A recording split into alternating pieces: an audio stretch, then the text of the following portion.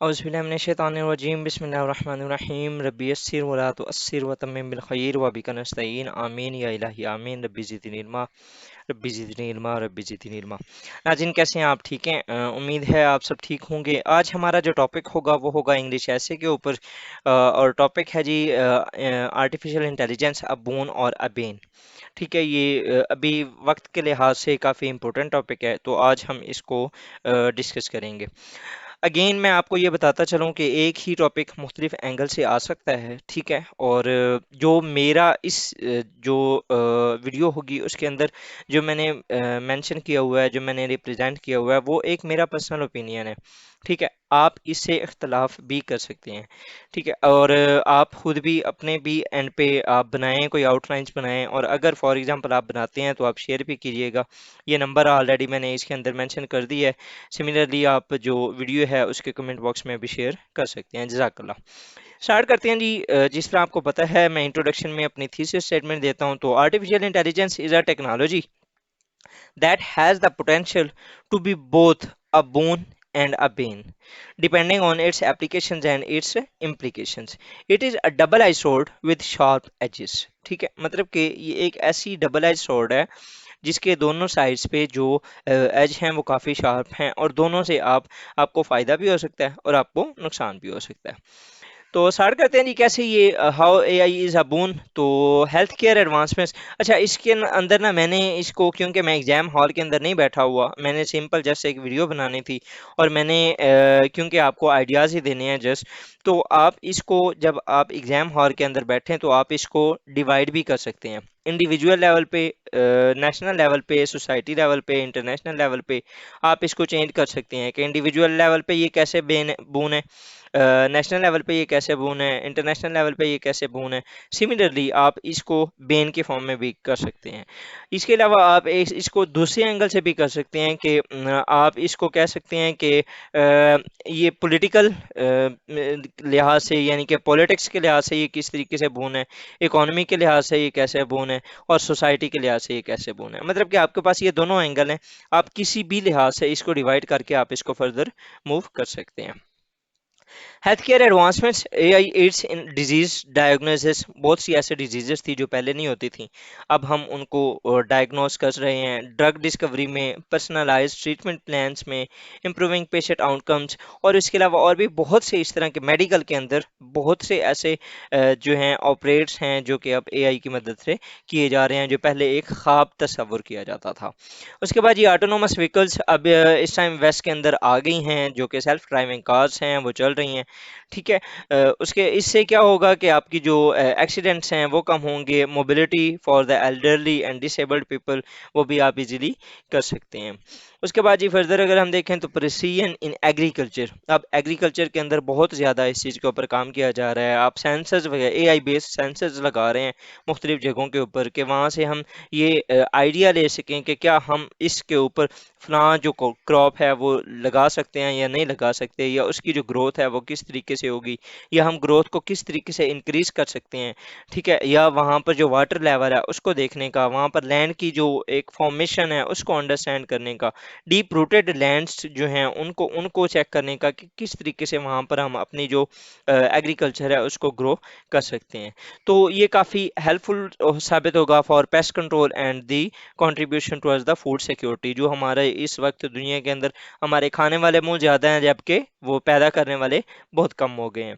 तो उसके लिए हमें क्या करना चाहिए, हमें ज़्यादा से ज़्यादा एआई को यूज़ करते हुए अपनी एग्रीकल्चर के अंदर जो ग्रोथ है उसको इंक्रीज कर सकते हैं।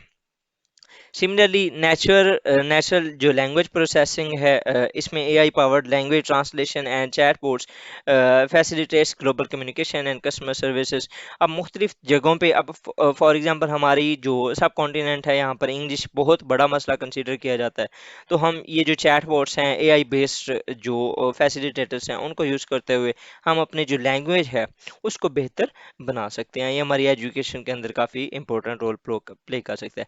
Similar is the case with visual assistant, ये भी सेम ही काम है, ठीक है। उसके बाद जी फर्दर अगर हम देखें तो फाइनेंशियल एनालिसिस, इसमें क्या होता है कि AI algorithm predicts market trends, assess risks and optimize investment portfolios। अब फॉर एग्जांपल पाकिस्तान के अंदर किसी ने अपना एक बिजनेस ग्रो करना है, तो उसको बिजनेस ग्रो करने के लिए एटलीस्ट जो मार्केट के ट्रेंड्स हैं वो तो देखने होंगे ना। उसको ये आइडिया होना चाहिए कि यहाँ पर इस बिजनेस की क्या सिचुएशन है, ये पिछले 50 साल से 100 साल से यहाँ पर किस तरीके से चल रहा है, या आने वाला जो टाइम होगा उसके अंदर इसको किस तरीके से मैं मूव करूंगा या किस तरीके से लेके चलूंगा। उस चीज़ के लिए आप जो लेटेस्ट फाइनेंशियल एनालिसिस के लिए एआई बेस्ड टूल्स हैं उनको आप यूटिलाइज कर सकते हैं।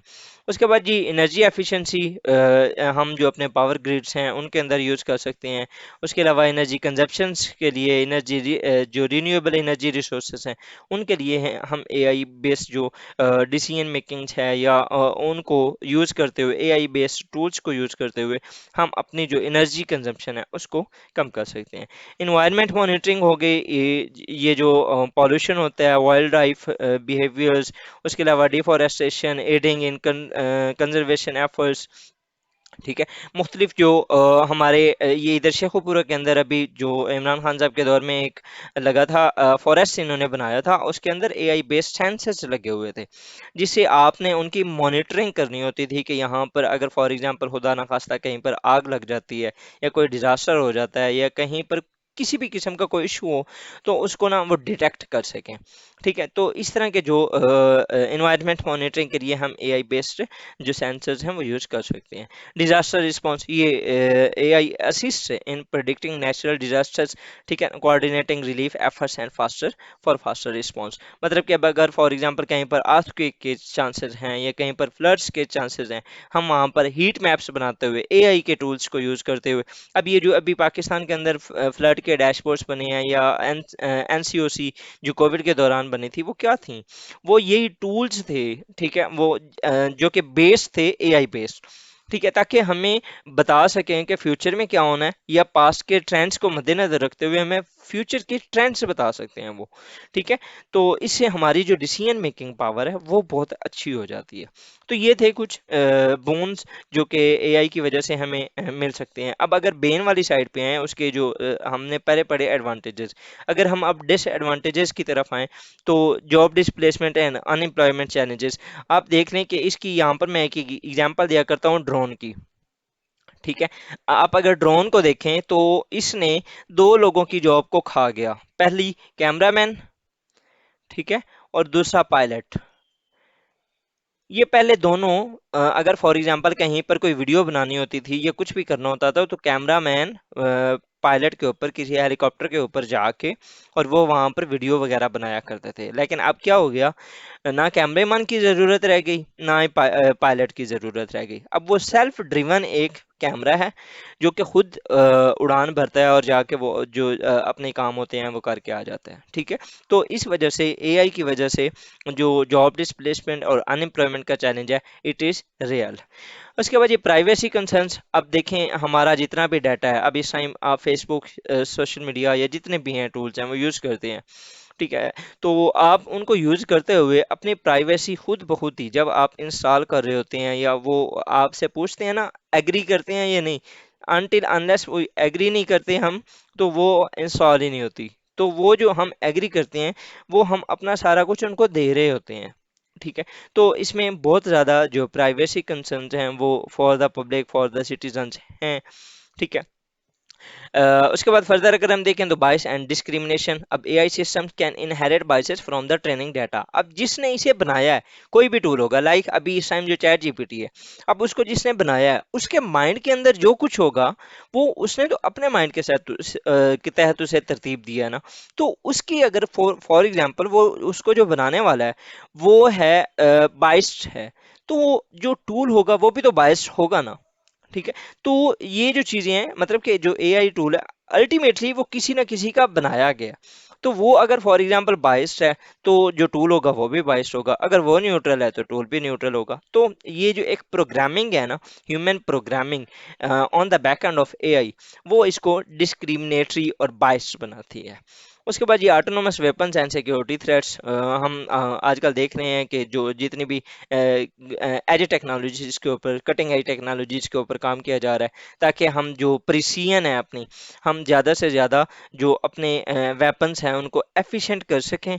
ठीक है, और उससे ज़्यादा से ज़्यादा लॉस करने की कोशिश कर रहे हैं। हम वहाँ पर भी, उस साइड पे भी रुक नहीं रहे, और वहाँ पर भी हम एआई को यूज़ कर रहे हैं और मुख्तलिफ इस तरह की जी चीज़ें। तो ये भी नुकसानदेह हैं फॉर द ह्यूमैनिटी। उसके बाद ये loss of human skills, over reliance on AI could lead to the erosion of the essential human skills and critical thinking. अब फॉर एग्जांपल हमें कोई छोटा सा भी प्रॉब्लम होता है तो हम चैट जीपीटी की तरफ, एटलीस्ट मैं अगर अपनी बात बताऊं तो मुझे जब भी अब कुछ भी करना होता है तो मैं उसको बहुत ज़्यादा यूज़ करता हूँ। पहले यही मैं अपने थॉट्स के साथ, अपनी सोच के साथ मैं काम करता था। तो वो जो एक मेरी ओवर रिलायंस है, ये मेरी क्रिटिकल थिंकिंग के ऊपर अल्टीमेटली इम्पैक्ट डालेगी।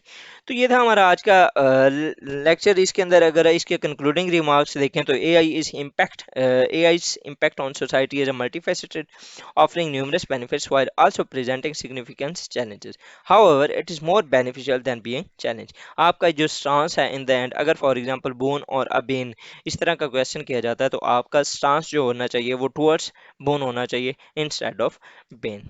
तो ये था हमारा आज का लेक्चर जी। होपफुली आपको अच्छा लगा होगा।